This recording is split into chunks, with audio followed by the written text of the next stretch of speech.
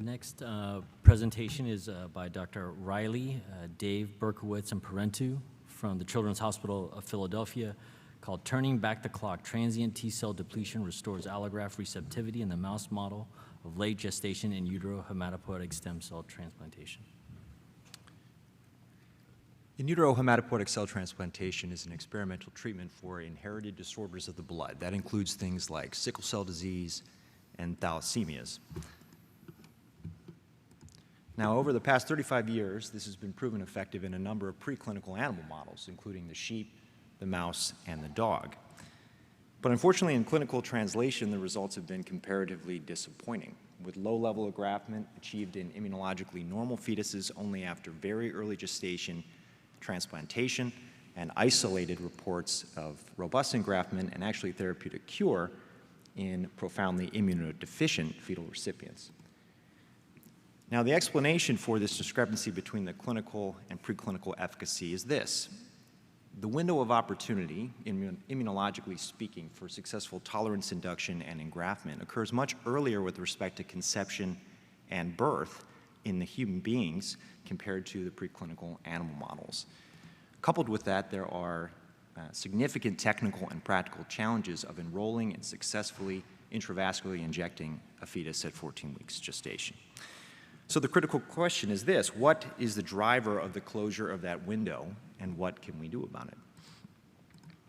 This is data I actually showed at this meeting several years ago, and what we identified was that it's actually the emergence of mature CD4 single positive helper T cells into the peripheral blood that is the most robust marker of the failure of the recipient to successfully tolerate the graft and show prolonged engraftment. This occurs at about 20 days post-coitum in the mouse model.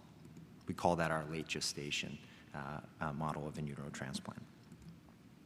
So if T cells are the marker, are they also the problem? And would transiently depleting them effectively turn back the clock, converting a late gestation recipient, immunologically speaking, into more similar to an early gestation recipient? So we tested this in two parts. First thing we did is we just injected anti-CD3 antibody at 20 days post-coitum, and then we tracked the prevalence of various T-cell subtypes in the peripheral blood over time using flow cytometry. And what we found was that the injection of this antibody actually very rapidly depletes all T-cell subtypes in the peripheral blood as soon as 12 hours after injection. And this effect persists for 3 weeks with normal recovery of T-cell numbers and function at that time. So the next thing we did is we co-injected allogeneic bone marrow along with that anti-CD3 antibody at the same time point. And we compared the results of successive engraftment, safety, and tolerance to our unmodified allograft treatment control.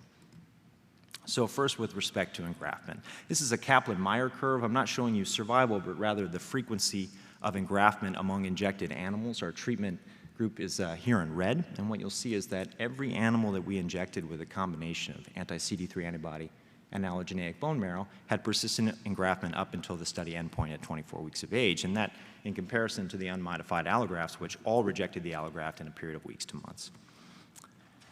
Now I'm showing you donor cell chimerism. That's the percentage of circulating blood cells that come from the donor strain as opposed to the recipient.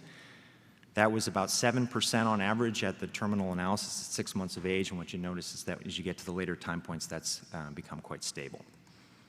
We saw reconstitution of all hematopoietic lineages, that's T cells, B cells, macrophages, et cetera, in the peripheral blood at the terminal analysis, representing engraftment at the level of the hematopoietic stem cell.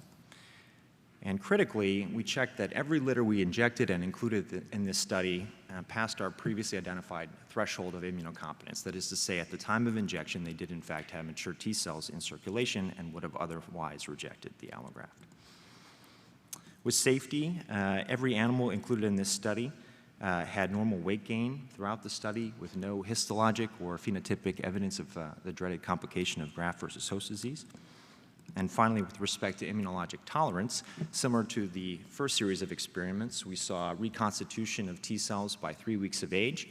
But in this experiment, we saw dual lineage reconstitution, that is to say T cells of both the host and recipient lineage coexisting. And importantly, we saw a deletion of T cell receptor clones in the donor cell population that would otherwise bind to and damage recipient tissue, consistent with a central tolerance or thymic deletion event. We concluded from all this that transient antibody-mediated depletion is a promising approach by which to restore allograft receptivity in our model of late gestation in utero transplantation, and this may be a useful modality by which to overcome a persistent barrier to the successful translation of an IUHCT from preclinical animal models to the clinical setting. Thank you for listening.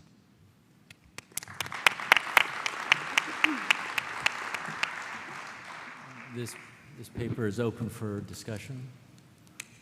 So one question that I just had was that, the final idea is to operationalize this for a clinical trial in a human. Mm-hmm. And you're proposing that you're going to antibody deplete the T cells late in gestation. Yeah. What are your thoughts about late gestational depletion than like delivery of a neonate or a newborn that now doesn't have any T cells? Absolutely, yeah.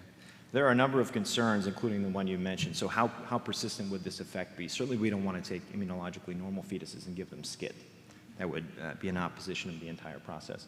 We don't know the kinetics of this in a large animal model, nor do we know it in humans, so we don't know if we would see the same recovery to normal levels in number in terms as well as in function in human beings as we would in fetuses, murine fetuses, so it's obviously an important consideration. The other consideration is obviously the mom. So we know that antibodies go from mom to fetus during normal development. The question is, would the same process happen in reverse? And we certainly don't want to make a mid or late gestation pregnant woman immunodeficient as well. So there's a lot more work to be done about the potential safety of this approach.